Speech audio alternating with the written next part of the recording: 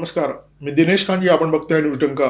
पश्चिम बंगालच्या इतिहासामध्ये आजचा दिवस निश्चितपणे सुवर्णाक्षराने लिहून ठेवला जाईल. कम्युनिस्ट पक्षाची 34 वर्ष आणि तृणमूल काँग्रेस सरकारची 15 वर्ष, पुण्या 50 वर्षांचा अंधार काळ आज अधिकृतपणे संपुष्टात येणार आहे.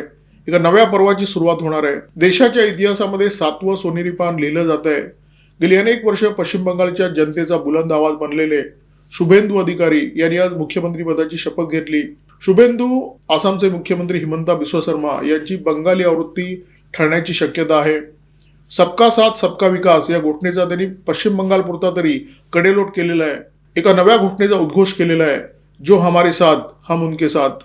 काही दिवसापूर्वी रवींद्र साठे लिखित राष्ट्रभाव या पुस्तकाच्या प्रकाशन सोहळ्यासाठी राष्ट्रीय स्वयंसेवक संघाचे माजी सरकार्यवाह भैयाजी जोशी मुंबईत आले होते आणि या कार्यक्रमाच्या प्रकाशन सोहळ्यामध्ये त्यांनी भाषण केलं. त्याच्यामध्ये एक अत्यंत महत्त्वपूर्ण विधान केलं होतं.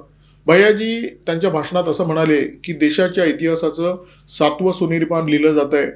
आपल्याला माहित असेल, स्वातंत्र्यवीर सावरकरांचा एक ग्रंथ आहे 6 सोनेरी पानं. त्या ग्रंथाचा संदर्भ या विधानाच्या मागे होता. सावरकरांनी या ग्रंथामध्ये देशाच्या दैदिप्यमान इतिहासाचे 6 प्रमुख टप्पे मांडलेले आहेत.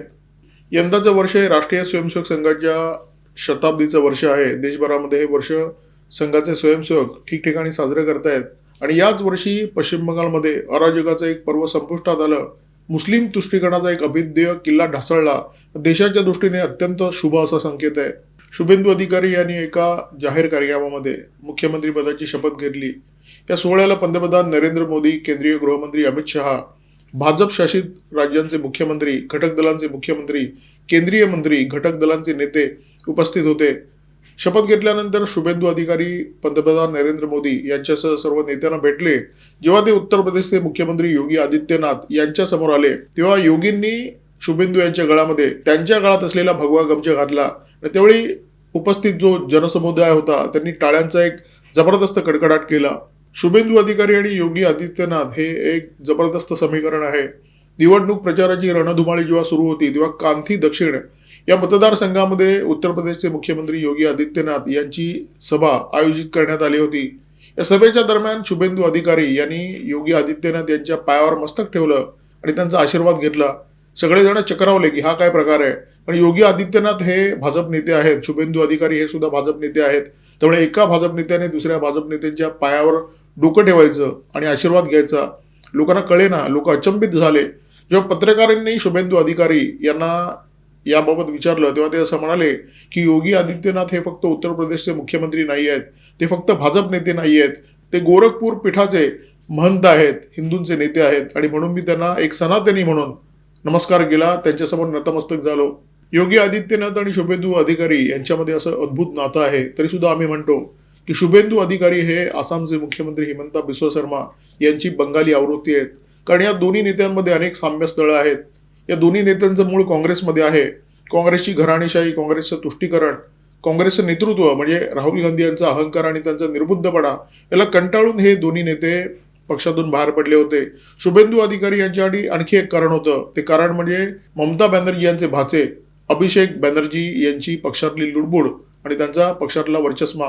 2024 मध्ये भाजप कार्यकर्त्यांच्या एका मेळाव्याच्या समोर शुभेंदू अधिकारी यांचं भाषण झालं आणि त्या भाषणामध्ये शुभेंदू अधिकारी यांनी अत्यंत आक्रमक असं हिंदुत्व मांडलं. भाषणाच्या दरम्यान ते असं म्हणाले की सबका साथ सबका विकास हे बंद झालं पाहिजे, ही घोषणा आपण बंद केली पाहिजे. जे आमच्यासोबत आम्ही त्यांच्यासोबत, अशा प्रकारची नवी घोषणा देण्याची गरज आहे. म्हणजे जो हमारे साथ हम उनके साथ. शुभेंदू अधिकारी जे काय म्हणत होते ते ऐकून उपस्थित चक्रावले. कारण सबका साथ सबका विकास ही घोषणा भाजपची नाहीये, ही नरेंद्र मोदी यांनी दिलेली घोषणा आहे आणि त्या घोषणेला मोडीत काढून शुभेंदू अधिकारी पश्चिम बंगालमध्ये एक नवी घोषणा देत होते, जो हमारे साथ हम उनके साथ. ममता बॅनर्जी यांच्यासोबत शुभेंदू अधिकारी यांच्या परिवाराचे कौटुंबिक संबंध होते. शिशिर अधिकारी, शुभेंदू अधिकारी यांचे वडील, ते सुरुवातीपासून ममता बॅनर्जी यांच्यासोबत होते. 1995 मध्ये शुभेंदू काँग्रेसच्या तिकिटावर पहिल्यांदा नगरसेवक म्हणून विजयी झाले. तृणमूल काँग्रेसच्या स्थापनेपासून ते ममता बॅनर्जी यांच्यासोबत आहेत. 2009 मध्ये तृणमूल काँग्रेसच्या तिकिटावर ते तामलुक येथून निवडणूक लढले आणि थेट लोकसभेमध्ये पोहोचले, विजयी झाले. ते अत्यंत प्रभावी नेते होते. तृणमूलची संघटना तळागाळापर्यंत पोहोचवण्यासाठी त्यांनी अफाट मेहनत घेतली.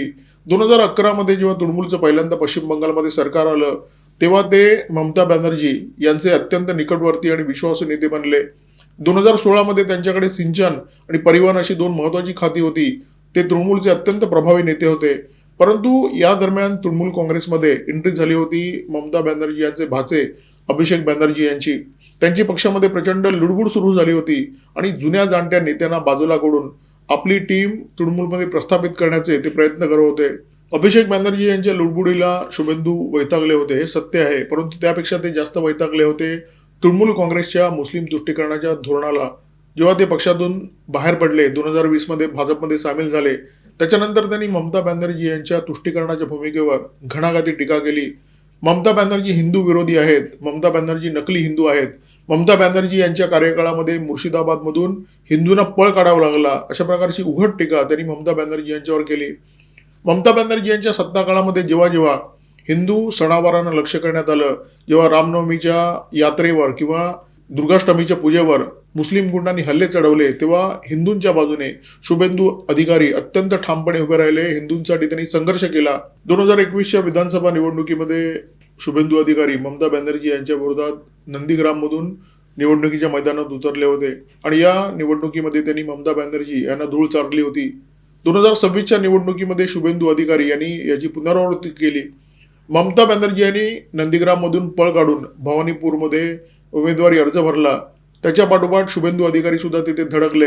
असं म्हणतात की अमित शहा यांनी त्यांना आदेश दिले होते की तुम्ही भवानीपूरमध्ये ममता बॅनर्जी यांच्या विरोधात लढा.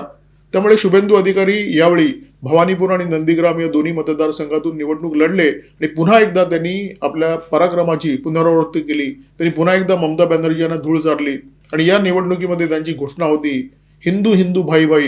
आणि ही घोषणा देताना शुभेंदू अधिकारी यांचा जो आवेश होता, यांचा जो आक्रमकपणा होता, तो पाहण्यासारखा होता. हिमंता बिस्व शर्मा काय किंवा शुभेंदू अधिकारी काय, हे काँग्रेसमधून बाहेर पडलेले नेते. आणि काँग्रेसमधून बाहेर पडण्याचं कारण काय होतं? ज्या व्यक्तीला कणा आहे, ज्या व्यक्तीला मेंदू आहे, जो व्यक्ती हिंदू धर्माचा अभिमानी आहे, ज्या व्यक्तीचं देशावर प्रेम आहे, अशी एकही व्यक्ती काँग्रेस पक्षामध्ये टिकू शकत नाही. हिमंत आणि शुभेंदू यांचं काँग्रेसमधून बाहेर पडण्याचं कारण सुद्धा हेच होतं. हिमंत आणि शुभेंदू हे दोन्ही नेते त्यांच्या पक्षातून बाहेर पडले, त्याचं कारण फक्त राजकीय नव्हतं. एक हिंदू म्हणून सुद्धा त्यांची या पक्षामध्ये प्रचंड घुसमट सुरू होती. आसाम आणि पश्चिम बंगाल ही दोन अशी राज्य आहेत ज्या राज्यामध्ये मुस्लिमांचा टक्का जवळपास 35च्या आसपास झालेला आहे. राज्यामध्ये अनेक ठिकाणी मिनी पाकिस्तान बनलेलं आहे आणि तिथे हिंदूंची अवस्था पाकिस्तानमध्ये जशी हिंदूंची अवस्था आहे त्याचप्रमाणे झालेली आहे. हिंदू इथे दहशतीच्या खाली आहे, हिंदू इथे मार खातोय, हिंदू इथे दुय्यम नागरिकाचं जीणं जगतोय. अनेक ठिकाणी हिंदूंना पळवून लावलं जात आहे, महिलांवर अत्याचार होत आहेत आणि ही परिस्थिती त्यांना बघवली नाही आणि ही परिस्थिती बदलायची या निर्धाराने ते पक्षातून बाहेर पडले. आणि दोन्ही राज्यांमध्ये हे जे दोन नेते आहेत ते मुख्यमंत्रीपदी विराजमान झालेले दिसतात. तृणमूल सरकारच्या काळामध्ये हिंदूंचा मान सन्मान आणि हिंदू महिलांची अब्रू कशी पायदळी तुडवली जात होती याची असंख्य उदाहरणं आहेत. संदेशखालीचं प्रकरण आपल्याला माहिती आहे.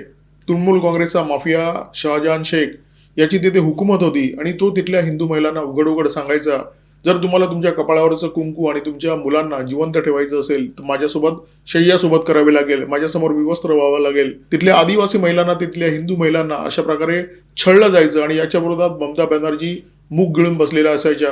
परिस्थिती भीषण होती, दाहक होती आणि ही परिस्थिती बघून कोणाचं रक्त खवळणार नाही. शुभेंदू अधिकारी यांचा भडका उडायचा आणि ते हिंदूंसाठी पेटून उठायचे, हिंदूंसाठी संघर्षासाठी तयार व्हायचे. तृणमूल काँग्रेसच्या राज्यामध्ये ही परिस्थिती होती, परंतु ही काँग्रेसची संस्कृती आहे. तृणमूल काँग्रेस हा पक्ष जरी वेगळा असला तरी संस्कृती मात्र काँग्रेसची आहे. स्त्रियांबाबतचा लंपटपणा आणि स्त्रियांचं शोषण ही काँग्रेसची संस्कृती राहिलेली आहे, हा काँग्रेसचा इतिहास राहिलेला आहे. अलीकडेच हरियाणा विधानसभेच्या निवडणुका झाल्या आणि या निवडणुकांमध्ये पराभूत झाल्यानंतर काँग्रेसचे सरचिटणीस वेणुगोपाल यांच्यावर आरोप करण्यात आले. हे आरोप होते स्त्री लंपटपणाचे. स्त्री लंपटपणामुळे काँग्रेसला ही निवडणूक गमवावी लागली, अशा प्रकारचा आरोप वेणुगोपाल यांच्यावर झाला. अलीकडेच केरळ विधानसभेच्या निवडणुकांमध्ये काँग्रेसचा विजय झाला आणि या विजयानंतर चेरियन फिलिप या काँग्रेस नेत्याने एका तरुण महिला आमदाराला मिठी मारण्याचा प्रयत्न केला, तिची इच्छा नसताना.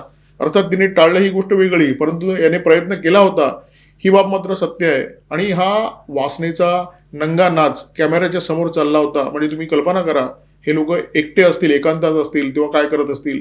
पश्चिम बंगालमध्ये हे वासनांचे प्रयोग घाऊक प्रमाणात सुरू होते. ममता बॅनर्जी यांची नीती होती, तुम्ही हिंदूंवर वरवंटा चालवा की हिंदू महिलांच्या अब्रूवर घाला, परंतु माझी खुर्ची मात्र शाबूत ठेवा. आणि त्याच्यामुळे शहाजहान शेख असो किंवा जहांगीर खान असो या सगळ्या गुंडांना मोकळं रान होतं. या दोघांच्या विरोधात बलात्काराची अनेक प्रकरणं आहेत आणि शुभेंदू सरकार यांच्या सरकारने यांना व्यवस्थित धडा शिकवला पाहिजे. आता वरवंटा यांच्यावर चालला पाहिजे. ही सगळी परिस्थिती बघून शुभेंदू अधिकारी यांच्यासारखा नेता खवळला नसता तरच नवल होतं, कारण त्यांचा कणा सुद्धा शाबूत होता, त्यांचा मेंदू सुद्धा शाबूत होता आणि त्यांच्यातला जो सनातनी आहे तो सुद्धा शाबूत होता. जो हमारे साथ हम उनके साथ ही जी शुभेंदू अधिकारी यांची घोषणा आहे, त्या घोषणेच्या मागे त्यांचा जो संताप आहे तो समजून घेण्याची गरज आहे.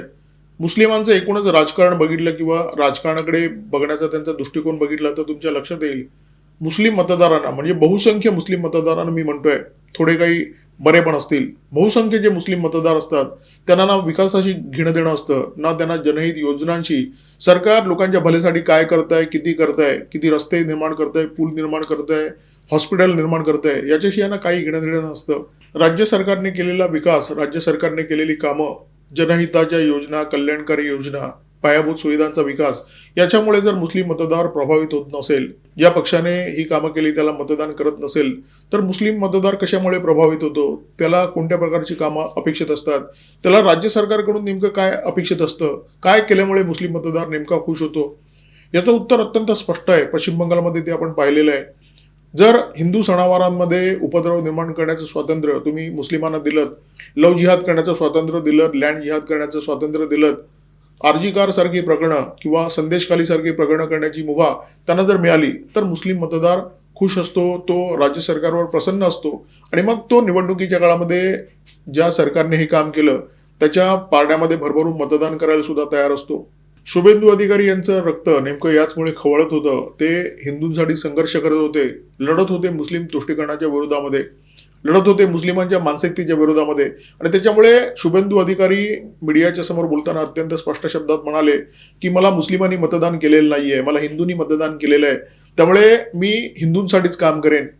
एका ठिकाणी ते बोललेले आहेत की सुरक्षा मी दोघांना देईन, हिंदू आणि मुस्लिम दोघांना मी सुरक्षित ठेवेन, परंतु काम मात्र हिंदूंसाठी करेन. ही त्यांची भावना नाही, हा त्यांचा त्रागा आहे, हा त्यांचा संताप आहे. मुस्लिमांचा हा जो दृष्टिकोन आहे तो देशव्यापी आहे, म्हणजे कुठचंच राज्य याला अपवाद नाहीये. उत्तर प्रदेशचं खूप मोठं उदाहरण आहे. उत्तर प्रदेशमध्ये समाजवादी पार्टीचं सरकार होतं, अखिलेश यादव मुख्यमंत्री होते. त्यांच्या मुख्यमंत्री पदाच्या कार्यकाळामध्ये इतकी भयंकर परिस्थिती होती की महिला 7 वाजल्यानंतर घरातून बाहेर पडू शकत नव्हत्या. रात्री 12 वाजता वगैरे घरी परतणं म्हणजे त्यांच्यासाठी स्वप्न. सगळीकडे अराजकाची परिस्थिती, कायदा सुव्यवस्था रसातळाला गेलेली. एखादा जर गुन्हा घडला आणि त्या गुन्ह्याच्या विरोधात तुम्ही पोलीस स्टेशनमध्ये गेलात तर जर तुम्ही सत्ताधारी पक्षाशी संबंधित असाल तरच तुम्हाला न्याय मिळेल, कारण पोलीस सुद्धा तेच करणार जे समाजवादी पक्षाचे नेते सांगणार, समाजवादी पक्षाचे कार्यकर्ते त्यांना सांगणार. म्हणजे दुसऱ्या पक्षाच्या व्यक्तीला पोलीस ठाण्यामध्ये न्याय मिळणार नाही, अशा प्रकारची परिस्थिती होती. तरी सुद्धा मुस्लिमांनी भरभरून कायम अखिलेश यादव यांच्या पक्षाला मतदान केलं. 2027 मध्ये ज्या विधानसभेच्या निवडणुका आहेत त्याच्यामध्ये सुद्धा याचीच पुनरावृत्ती होण्याची शक्यता आहे. पश्चिम बंगालमध्ये सुद्धा हेच चित्र होतं. पश्चिम बंगालमध्ये न्याय त्यालाच मिळायचा जो तृणमूल काँग्रेसशी संबंधित आहे. उत्तर प्रदेशमध्ये किंवा पश्चिम बंगालमध्ये कायद्याचं अस्तित्व नव्हतं, विकासाचं थेंबर अस्तित्व नव्हतं, तरी सुद्धा मुस्लिम भरभरून तिथे समाजवादी पक्षाला आणि इथे तृणमूल काँग्रेसला मतदान करत होते आणि पुढे सुद्धा मतदान करत राहतील. 2026 मध्ये सगळी पश्चिम बंगालची जनता ममता बॅनर्जी यांच्या विरोधात जात असताना मुस्लिम मात्र ममता बॅनर्जी यांच्या पाठीशी ठामपणे उभे राहिले, कारण त्यांना माहिती होतं आपले चाळे सहन करणार फक्त हीच बाई, आपले चाळे सहन करणार फक्त हेच सरकार. भाजपचं जर सरकार आलं तर आपल्याला कायद्यानुसार वागावं लागणार. हिंदूंच्या धार्मिक यात्रांमध्ये दगडफेक करता येणार नाही, मंदिरं बंद ठेवता येणार नाही, हिंदूंवर दादागिरी करता येणार नाही, हिंदूंच्या महिलांच्या अब्रूवर घाला घालता येणार नाही, हे या लोकांना माहिती होतं आणि ते स्वातंत्र्य त्यांना तोच पक्ष देऊ शकत होता ज्याला यांनी भरभरून मतदान केलं. सगळा पश्चिम बंगाल भाजपकडे झुकला होता. फक्त ज्या मतदारसंघामध्ये मुस्लिमांचं प्राबल्य आहे, जिथे मुस्लिमांचा टक्का मोठा आहे, तिथे मात्र तृणमूल काँग्रेसच्या उमेदवारांना भरभरून मतदान झालं. 80 आमदार जे त्यांचे जिंकून आले ते सगळे याच मुस्लिम मतांच्या जोरावर जिंकून आले. त्यामुळे शुभेंदू अधिकारी यांनी जी घोषणा दिलेली आहे, जो हमारे साथ हम उनके साथ, ही मुस्लिमांची करणी आहे, ही मुस्लिम कट्टरवादाची प्रतिक्रिया आहे. या देशातला हिंदू कधीच कट्टर नव्हता, या देशातला हिंदू कधीच आक्रमक नव्हता. या देशातला हिंदू विश्वाच्या कल्याणाची भावना ठेवून जगणारा हिंदू होता. परंतु मुस्लिमांच्या कट्टरवादामुळे या हिंदूला सुद्धा कट्टर बनणं भाग पाडलं आणि शुभेंदू अधिकारी किंवा हेमंता बिस्वा शर्मा किंवा उत्तर प्रदेशमध्ये योगी आदित्यनाथ यांच्यासारखे जे कट्टर नेते निर्माण झाले, ती मुस्लिम कट्टरतावादाची प्रतिक्रिया आहे आणि ती प्रतिक्रिया अत्यंत स्वाभाविक आहे, अत्यंत नैसर्गिक आहे. शुभेंदू अधिकारी हे हिंदुत्वाबाबत कोणताही संकोच न बाळगणारे नेते आहेत. कडवट हिंदुत्ववादी नेते आहेत, आक्रमक हिंदुत्ववादी नेते आहेत. आणि त्यांनी जे काय म्हटलेलं आहे, जो हमारे साथ हम उनके साथ, ही घोषणा जरी असली तरी ते राज्य करतील कायद्याच्या चौकटीतच. कारण हिंदू नेहमीच कायद्याच्या समोर नतमस्तक असतो. हिंदू घटनेला शिरसावंदे मानणारा असतो. त्याच्यामुळे पश्चिम बंगालमध्ये एक नवी पहाड झालेली आहे. शुभेंदू अधिकारी यांना मनापासून शुभेच्छा. त्यांनी तिथे राहून जे भयाचं आणि दहशतीचं वातावरण आहे त्याचा समूळ नाश करावा, हिंदूंना मान सन्मानाने जगण्याची संधी द्यावी आणि राज्याचा विकास करावा, हीच सर्वसामान्य नागरिकाची अपेक्षा आहे त्यांच्याकडून. या व्हिडिओमध्ये तुर्तास थांबतोय. व्हिडिओमध्ये माझ्यासोबत होते cameraman Omkar Bhagwat, video editor Ajay Shelke. Video जर आवडला असेल तर लाईक करा, शेअर करा, कॉमेंट बॉक्समध्ये व्यक्त व्हा, सबस्क्राईब करा न्यूज डंका आणि बेल आयकॉन दाबायला अजिबात विसरू नका. नमस्कार, धन्यवाद.